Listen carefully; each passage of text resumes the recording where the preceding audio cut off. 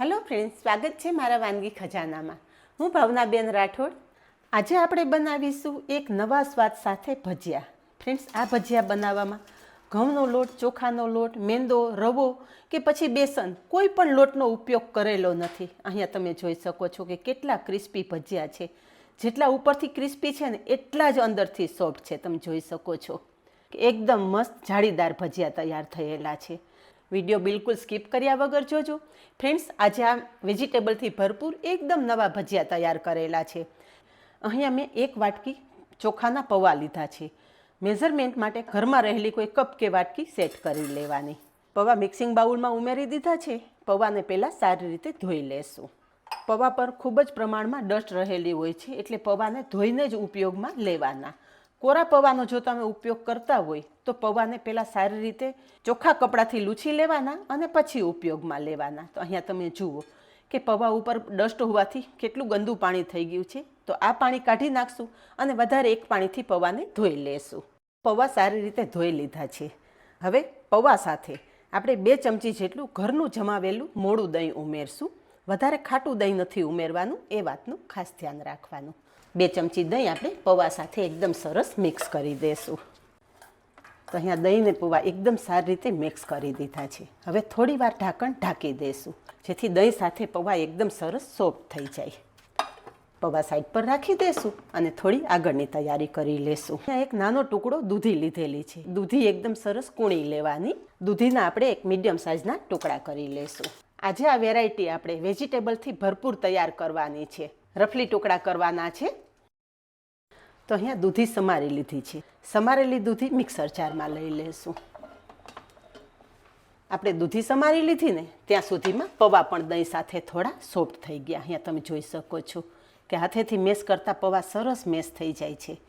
દૂધી છે ને એની સાથે જ પૌવા પણ ઉમેરી દેશું। પૌવા અને દૂધી મિક્સર જારમાં ઉમેરી દે પછી એની સાથે આપણે 1 વાટકી જુવારનો લોટ ઉમેરશું। ફ્રેન્ડ્સ, તમે બધા જાણો જ છો કે જુવાર પેટને ઠંડક આપે છે। આ રેસીપીમાં દૂધી અને જુવારના લોટ બંનેનો ઉપયોગ કરવાનો છે। પેટને ઠંડક આપશે અને અનેક ગણા ફાયદા પણ મળશે। હવે બધું એકદમ સારી રીતે પીસાઈ જાય ને એ માટે 1 વાટકી પાણી ઉમેરશું। એટલે જ આગળ કહેલું કે ઘરમાં રહેલી કોઈ કપ કે વાટકી સેટ કરી લેવાનું, પ્રમાણે જ આપણે બધી વસ્તુ ઉમેરવાની છે। બધી જ સામગ્રી મિક્સર જારમાં લીધા પછી થોડા આદુના ટુકડા ઉમેરશું અને 2 લીલા મરચાંના ટુકડા ઉમેરી દેશું। મરચાં પણ આ રીતે રફલી સમારી લેશું અને બસ હવે બધું પીસી લેશું। અહીંયા બધું એકદમ સરસ પીસાઈ ગયું છે અને તમે જુઓ કે એકદમ મસ્ત બેટર તૈયાર થઈ ગયું છે। તો તૈયાર થયેલું બેટર આપણે મિક્સિંગ બાઉલમાં લઈ લેશું। મિશ્રણ બધું આપણે મિક્સિંગ બાઉલમાં લઈ લીધું છે। હવે વેજીટેબલ ઉમેરશું।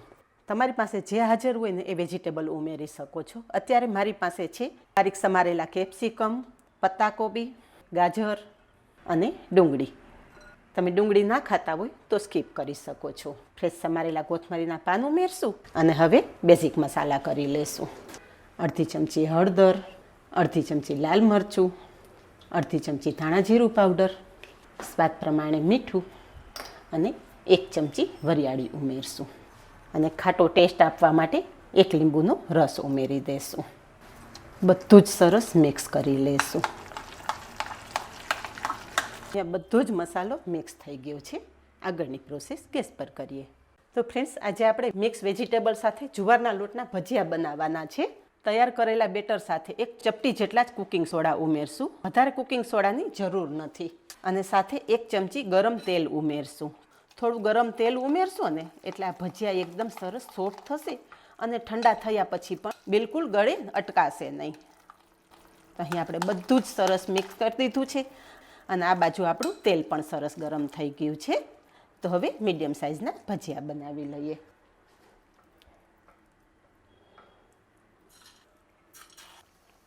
તેલનું ટેમ્પરેચર માપે રાખવાનું, બહુ ફાસ્ટ તેલ ગરમ નહીં કરી લેવાનું, નહીંતર ભજીયા ઉપરથી તો સરસ તળાઈ જશે પણ અંદર કાચા રહેશે। એટલે મીડિયમ ગરમ તેલમાં તમે ભજીયા બનાવશો ને તો ભજીયા ખાવામાં એકદમ સોફ્ટ તૈયાર થશે। અને ભજીયા તેલમાં મૂકી અને તરત જ આપણે ટચ કરવાના નથી, થોડા સેટ થવા દેવાના, પછી પલટાવશું। થોડા સેટ થાય ને એટલે હળવા હાથે પલટાવી લેશું।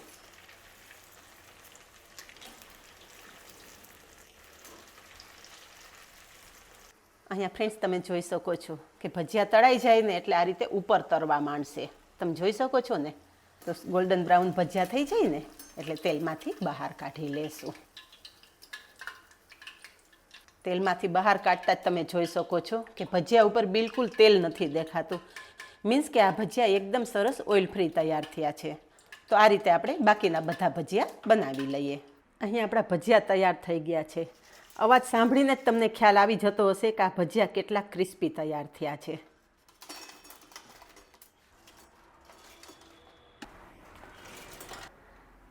અહીંયા તમે જોયું ફ્રેન્ડ્સ કે ઉપરથી આપણા ભજીયા સરસ ક્રિસ્પી છે, એટલા જ અંદરથી સોફ્ટ. તમે જુઓ કેટલા મસ્ત જાળીદાર ભજીયા તૈયાર થયા છે. સાથે મેં ગ્રીન ચટણી સર્વ કરેલી છે. ગ્રીન ચટણીની રેસીપી ઓલરેડી અનેક વખત હું તમારી સાથે શેર કરેલી છું. લિંક ઉપર આઈ બટન પર તમને મળી જશે. તમે ઈચ્છો તો કેચઅપ સાથે પણ આ ભજીયા એન્જોય કરી શકો છો. તમને જો મારા અવનવા વિડીયો પસંદ આવતા હોય ને તો વિડીયોને એક લાઈક ચોક્કસ આપજો અને આવા જ નવા વિડીયો જોવા માટે ચેનલને સબસ્ક્રાઈબ કરી લેજો અને પાસે રહેલું બેલ પણ પ્રેસ કરી રાખજો, જેથી આવનારા બધા જ નવા વિડીયોની નોટિફિકેશન સૌથી પહેલાં આપને મળે. આજે બસ આટલું જ. મળીએ નેક્સ્ટ વિડીયોમાં. ત્યાં સુધી બાય. Thank you.